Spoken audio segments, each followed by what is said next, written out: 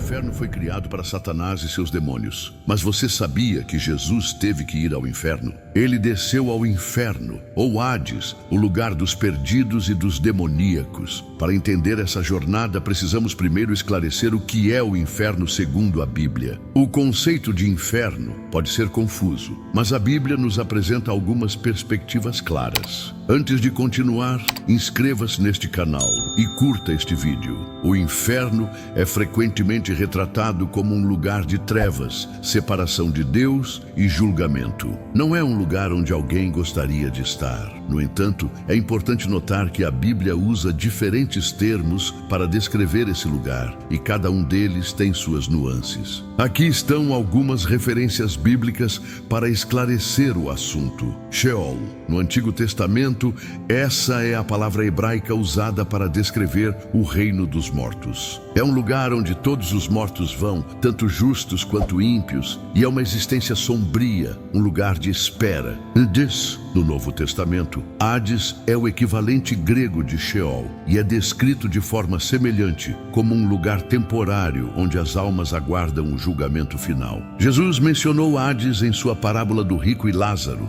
Lucas 16, 29 e 31, ilustrando-o como um lugar de tormento para os ímpios. Geena. Esse termo foi usado por Jesus para descrever o lugar final de punição para os ímpios. Geena era originalmente um vale fora de Jerusalém, onde lixo e refugos eram queimados. Jesus usou essa imagem para transmitir a natureza eterna do fogo do inferno. Marcos 9:43. Lago de Fogo. No livro do Apocalipse, o Lago de Fogo é descrito como o destino final de Satanás, seus anjos e todos os que não estão inscritos no livro da vida. É um lugar de tormento eterno. Apocalipse 20, 10, 14 e 15. Esses termos nos dão uma visão do inferno como um lugar temporário para os mortos, Sheol e Hades, e um lugar final de punição, Geena e Lago de Fogo. Apesar dessas descrições claras na Bíblia sobre a natureza do inferno, ainda existem equívocos comuns sobre ele. Vamos abordá-los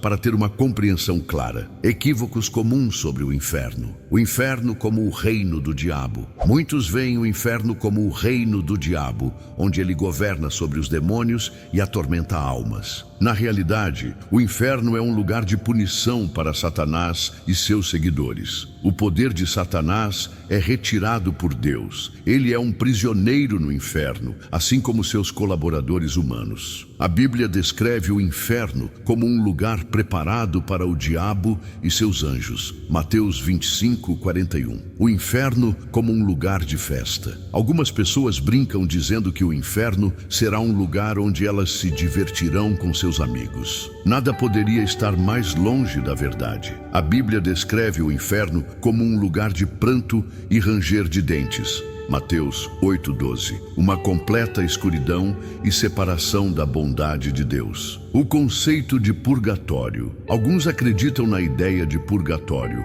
um lugar onde as almas são purificadas antes de entrarem no céu. Esse conceito não é encontrado na Bíblia. A Bíblia ensina que após a morte há o julgamento e nosso destino eterno é determinado por nossa fé em Jesus. Hebreus 9:27. Sua salvação só pode ser garantida enquanto você ainda está vivo. A imediaticidade do inferno. Alguns acreditam que todos os que morrem vão imediatamente para o inferno. No entanto, a Bíblia indica que haverá um dia de julgamento final quando todos serão julgados. Apocalipse 20, 11, 15. Até lá, os mortos estão em um estado de espera, seja em conforto ou tormento, como visto na parábola do rico e Lázaro. A ideia de aniquilação. Essa é a crença de que as almas são completamente destruídas, em vez de sofrerem eternamente. Embora algumas denominações cristãs defendam essa visão, a interpretação bíblica tradicional apoia a ideia de punição eterna para os ímpios. O que Jesus fez no inferno. Compreendendo essas definições e corrigindo os equívocos, podemos apreciar melhor o significado do que Jesus fez ao descer ao inferno. Sua jornada lá não foi para sofrer mais, mas para proclamar vitória, pregar aos espíritos e libertar cativos, demonstrando sua autoridade sobre a morte e o inferno. a morte e a descida de Jesus ao inferno. Para entender melhor o que Jesus fez no inferno, precisamos lembrar o que aconteceu quando ele morreu. Jesus, o Filho de Deus, foi crucificado, traído por um de seus discípulos, preso e injustamente julgado. Apesar de ser inocente, ele foi condenado à morte, sofrendo intensamente,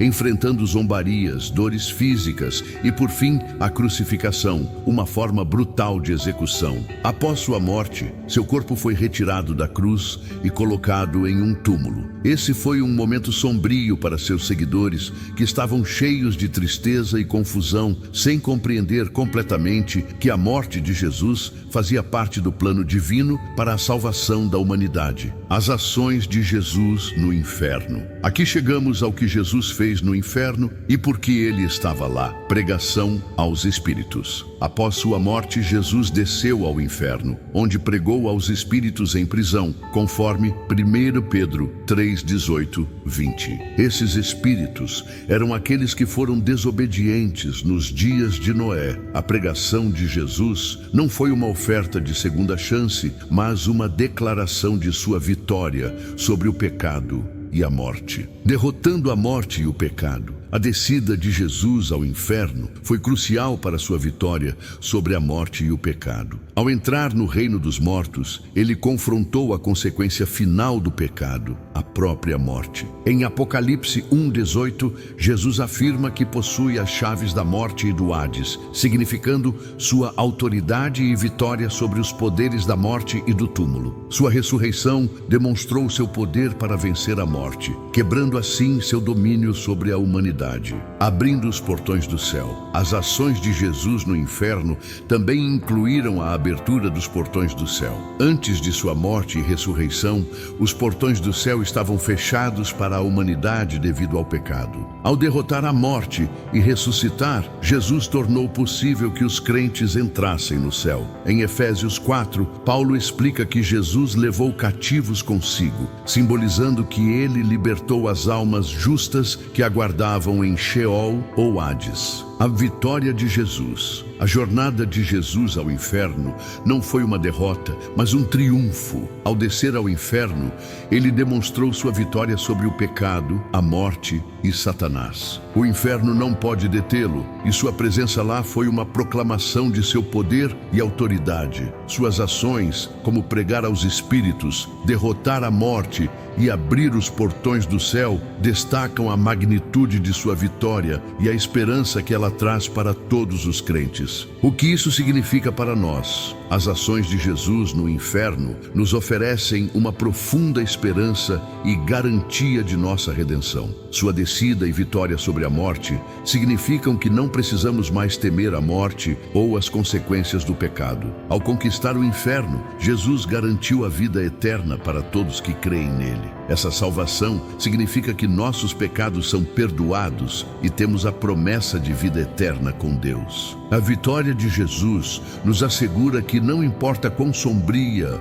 ou desesperadora a nossa situação possa parecer, seu poder e amor são maiores, oferecendo-nos um futuro cheio de esperança e paz. Saber que Jesus venceu o pecado e a morte transforma a maneira como vivemos nossas vidas. Podemos viver com confiança e coragem, sabendo que nada pode nos separar do amor de Deus. Essa vitória nos incentiva a compartilhar essas boas novas com outros e a viver de uma forma que reflita o amor e a graça de Jesus. Somos chamados a confiar em suas promessas e a caminhar na liberdade e alegria que vem de sermos redimidos. Nossas vidas devem ser um testemunho da esperança que temos em Cristo, inspirando outros a buscar a mesma segurança e paz. Ao concluirmos, vamos nos apegar à esperança e à garantia que a vitória de Jesus nos oferece. Não importa os desafios que enfrentemos, podemos confiar que Jesus venceu o maior obstáculo, a própria morte. Vamos viver com ousadia esta verdade, compartilhando seu amor e esperança